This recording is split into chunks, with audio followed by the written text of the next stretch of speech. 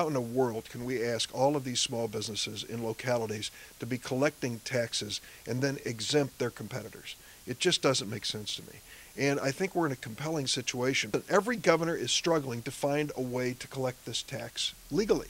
And there are impediments and obstacles. That's why we need federal legislation so that it applies across the board. The state of Illinois passed a law just a few months ago, I guess, which said if you have something connected to your retail sales, internet sales in the state, then we can tax you. We can put a sales tax on it. And so some of them said, well, we're just going to pick up and move. We'll go to a state that doesn't have the Illinois law. This has got to come to an end.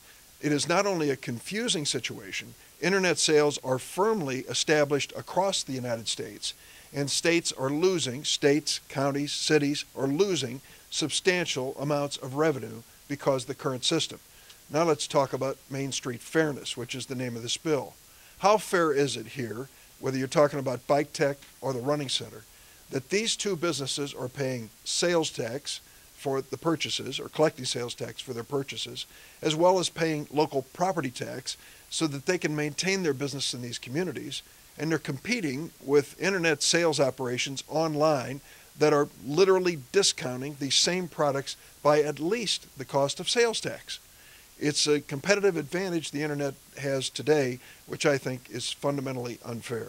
So the bill that I will establish will put the burden on the retailer, whether it's locally or through the internet, to collect the sales tax.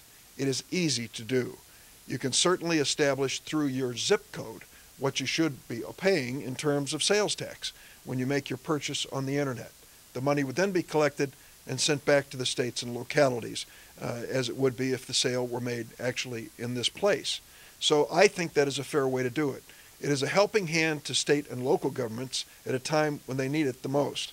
With our own deficit problems in Washington, we are not likely to come around bailing out the states as they deal with pension problems and $11 billion deficits.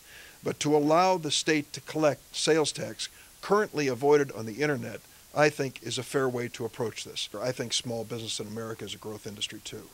And if we want it to continue to grow, we can't put it at a competitive disadvantage.